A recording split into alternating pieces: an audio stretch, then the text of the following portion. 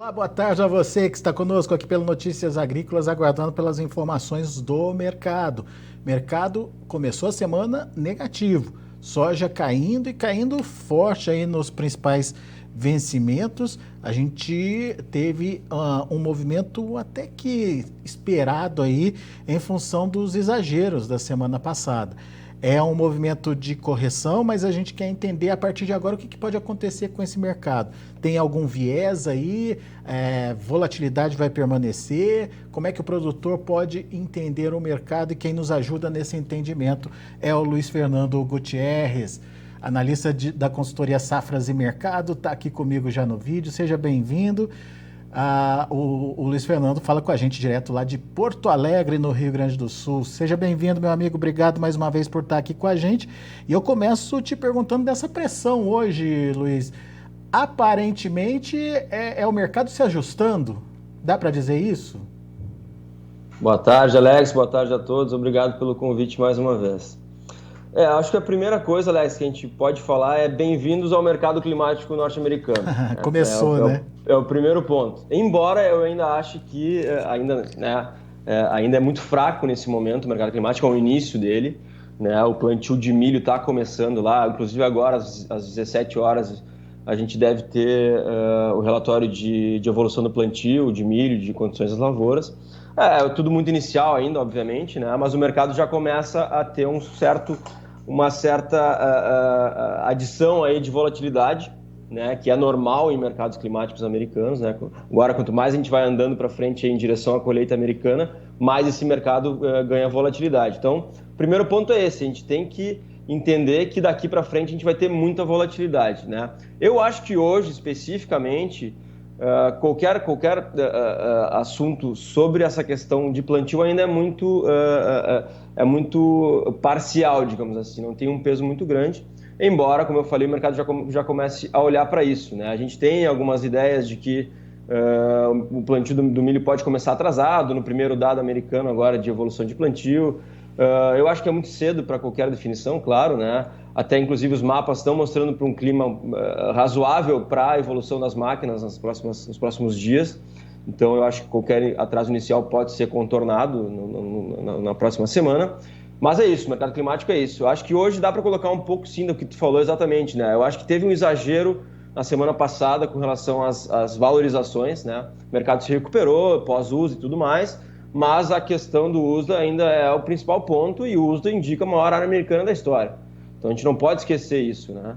Então eu acho que o mercado subiu na semana passada em cima de alguns fatores técnicos e talvez alguma noticiazinha aí pelo lado da demanda, novas vendas, a questão da greve na Argentina agora nessa semana, né, que está acontecendo, pode aumentar também a demanda pelo farelo americano, mas enfim, são coisas secundárias, eu diria assim, que o mercado aproveitou para subir na semana passada. Eu acho que o mercado fundamentalmente tem um pouco mais de fraqueza do que de firmeza nesse momento, né? Exatamente por essa questão do USDA, mas claro, de novo, mercado climático americano, muita volatilidade esperada e deve ser assim, deve inclusive aumentar essa volatilidade nos próximos dias. Mas eu diria que hoje então seria mais essa questão de alguns ajustes frente às fortes valorizações da semana passada, com um adicional aí talvez essa questão de um possível atraso no milho e vamos colocar o petróleo junto aí também, que caiu bastante hoje, voltou para níveis um pouco mais baixos, que também ajuda aí nas commodities. Inclusive, dá para falar também nessa questão desse possível atraso, inclusive o milho deu uma subidinha nos contratos mais à frente hoje, né? Então dá para ter um pouquinho dessa ideia também em cima da soja. Ô Luiz, do ponto de vista da demanda, essa questão da Covid lá na China, lockdown, enfim, isso é um problema para o mercado está preocupado com isso, está precificando isso de alguma forma, ou já entendeu que é uma coisa meio que pontual e que logo a gente vai ter lá o comércio restabelecido? Eu ia comentar isso, até acabei esquecendo como fator, né? Tem essa questão, né, envolvendo o lockdown em Xangai, né, uma cidade importante da China.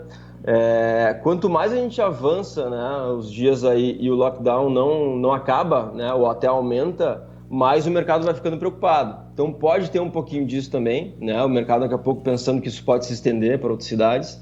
Mas eu, pessoalmente, assim, acompanhando isso, acho que é uma questão ainda pontual. Mas, claro, se passar mais 2, 3, 4 semanas com lockdown, ou o lockdown for para outras cidades importantes, aí sim o mercado começa a especular ou começa a se assustar mais com relação a isso, porque a gente pode ter atraso de compras, atraso de recebimento de soja e tudo mais, cancelamentos, inclusive, dependendo. E isso de fato afeta a demanda, né? Se acontecer, de fato afeta a demanda e seria um fator fundamental importante.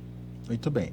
Mas eu acho que o ponto fundamental de toda a sua fala aí é o que vem pela frente, volatilidade. E como é que a gente entende essa volatilidade, Luiz?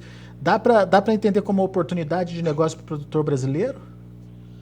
Sempre, né, Alex? Sempre a volatilidade traz oportunidades tanto para o lado comprador quanto para o lado vendedor. Aí falando do lado vendedor, no caso do produtor, sim, se o mercado ganha força em determinados momentos, dependendo do que acontecer com o câmbio também, ele pode se beneficiar disso. Um exemplo é a semana passada, né? Embora eu entenda que o movimento tenha sido exagerado, né? A soja teve uma boa recuperação em Chicago na semana passada, e isso abriu oportunidade, porque o preço brasileiro, junto, né, a soja em Chicago, junto com uma recuperação mais ou menos do câmbio, acabou resultando em preços melhores para o produtor brasileiro na semana anterior, frente ao que a gente vinha, aquela queda recente que a gente vinha registrando, né? Ainda não são aqueles preços de máxima do ano, mas é uma recuperação interessante, lembrando que a gente está em plena colheita, então qualquer recuperação é interessante.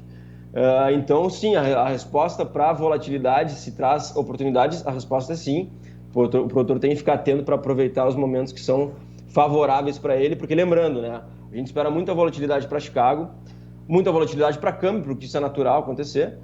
E o terceiro fator de formação é um fator que está do lado do produtor, que são os prêmios de exportação, né, que acabam resultando em prêmios internos também elevados, que estão muito elevados, né, estão em níveis completamente fora do normal para essa época do ano. Lembrando que a gente está com uma entrada de safra, é normal a gente ter a sazonalidade de entrada, né, o peso da entrada da produção, e nesse ano esse peso é praticamente nenhum ou é mínimo, né, porque a gente teve uma quebra muito grande e essa quebra aí resulta nesses prêmios de exportação muito elevados, que são um ponto positivo aí para o produtor, é um ponto de suporte aí para os preços brasileiros para os próximos meses. Dá uma ideia do prêmio para a gente então, Luiz. Não, desculpa, cortou, Alex. Dá uma ideia do prêmio que está se pagando hoje para a gente. A gente tem os prêmios de exportação acima de 100 pontos em praticamente todas as posições de 2022, né? 130, 140, 150, dependendo do vencimento. Inclusive, mais para frente, lá para agosto, setembro, já se fala em prêmios próximos de 200 pontos. Então, são prêmios muito elevados para essa época do ano. Muito bem. Mas o prêmio, como você bem explicou, não cai por conta dessa questão da quebra da safra brasileira, mas também não avança, né, Luiz? Ele achou meio que um ponto de equilíbrio, dá para dizer isso? Ele não tem avançado, né? Ou se avança muito pouco, mas sobre uma base muito alta, né, Alex? Sim. O prêmio já subiu muito, né? Como eu falei, totalmente fora do normal para essa época do ano, os prêmios que a gente está vendo agora. Então ele encontrou um patamar lá em cima, ele está tentando manter aquele patamar. Não está perdendo muito, mas não está ganhando muito. Mas a gente tem que lembrar que ele está num patamar muito elevado. Então é até normal que ele perca mais do que ganha em terreno, né? Em determinados momentos. Mas eu ainda acho que para o segundo semestre existe mais chance do prêmio continuar subindo, né, à medida que a soja brasileira, que a oferta de soja no Brasil for ficando escassa, né, pela questão da menor oferta e da briga entre exportação e mercado interno. É normal, então, no meu entendimento, que no segundo semestre a gente tenha prêmios ainda mais altos, né, com uma tendência positiva, exatamente por essa questão da escassez de oferta. E você lembrou muito bem que na semana passada a gente teve uma conjunção de fatores positivos aí para a precificação, Chicago subindo, o próprio dólar deu uma subidinha, os preços em reais voltaram a subir. O produtor brasileiro aproveitou, Luiz? O que você viu em termos de comercialização, negociação? Não, efetivamente a gente viu poucos negócios sendo registrados, mesmo que os preços tenham melhorado. Mas é importante comentar que o produtor já vendeu uma boa parte, né, da produção, ele está capitalizado, ele tem menos necessidade de venda e, pelo visto, ele está querendo apostar mais aí as suas fichas, ou o restante delas, nesse mercado climático americano, embora, né, lembrando que a gente pode estar falando da maior área de soja dos Estados Unidos, mas nada está garantido, né? Só ser a maior área de soja não garante uma superprodução. Precisa ter um clima bom daqui para frente. E se o clima não for bom, eventualmente até a área não for atingida por algum problema climático de plantio, esse potencial é reduzido e lá na frente a gente pode ter quebra produtiva e a safra americana ser menor que a do ano passado, e aí a gente volta para aquele ciclo aí de problemas de oferta, e aí se isso acontecer de fato a gente pode estar falando de Chicago em níveis até jamais vistos aí mais no final do ano. Na sua opinião, essa é uma boa estratégia, esperar para ver o que vai acontecer com a safra americana? Eu acho arriscada, né? Mas aí vai de cada um, né? Porque a gente não pode tomar a safra americana como já problemática, pelo contrário, a gente tem que trabalhar inicialmente sempre com um potencial grande e contando que o clima vai ser normal, pelo menos. Então, se tudo der certo, ou pelo menos for ok o clima, os Estados Unidos escolhe uma grande safra, uma safra recorde. E isso tende a pesar no preço lá na frente. Agora, se o produtor quer apostar na questão de, eventualmente, um problema climático que possa trazer perdas, é uma estratégia, de certa forma, arriscada, mas muitas vezes dá certo. A gente só olhar para trás, quantas vezes isso deu certo, mas ele tem que depender de fatores que ele não tem controle, né? Que é principalmente a questão climática, mas aí vai de cada um, quanto que cada um quer pegar de risco aí para o resto da soja que tem na mão. Muito bem.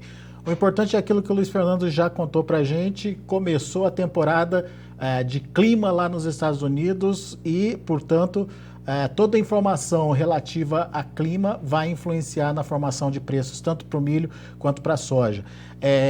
O mundo precisa da produção americana, até porque estamos diante aí de uma condição de escassez por conta da guerra lá na Ucrânia. A gente precisa entender até que ponto os Estados Unidos podem contribuir com essa falta da produção Ucrânia-Rússia e até que ponto essa guerra pode, de fato, tirar, né, Luiz, oferta aí do mercado, né? Aparentemente não tem condições de plantio por lá, né, diante da guerra andando, né? Até na Rússia tem, né, Alex? Realmente na Ucrânia o negócio é um pouco mais complicado, né? Embora a gente sempre tem que lembrar, né, Alex, que no caso da soja, Rússia e Ucrânia não são grandes players. É milho, né? São players importantes na soja, mas não são fundamentais para o mercado, nada que o mercado, né, eventualmente não consiga contornar aí com outras origens, né, principalmente Brasil, Estados Unidos, Argentina, América do Sul como um todo, mas eles têm a sua importância sim, e sempre a questão envolvendo logística no Mar Negro preocupa, daqui a pouco a guerra se expande mais e acaba atingindo aí a logística de fato, né, no Mar Negro, isso preocupa de alguma forma. Mas no caso da soja é importante dizer que eles não são grandes players. Eu diria que nesse caso a questão da quebra da América do Sul é o principal fator, pelo menos para os primeiros 6 meses desse ano, né?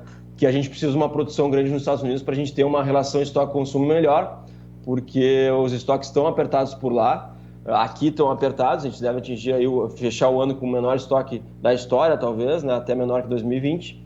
Então é necessário que os Estados Unidos colha bem para a gente ter um alívio de estoque e para que a gente não tenha esse aperto tão grande aí que tem feito a soja subir, né? Eu estou falando de uma forma genérica, nem olhando nem para um lado nem para o outro, só olhando para Chicago. Agora, se tiver quebra, aí esse estoque vai continuar apertado ou o aperto vai ser ainda maior e a gente pode ver Chicago em níveis ainda mais elevados. Uhum. Por isso que a safra sob risco traz essa volatilidade grande aí para o mercado, né? Exatamente. Boa. Luiz Fernando Gutierrez, meu caro, muito obrigado mais uma vez pela sua participação conosco. Volte sempre. Obrigado, Alex. Um abraço. Até a próxima. Grande abraço. Até mais.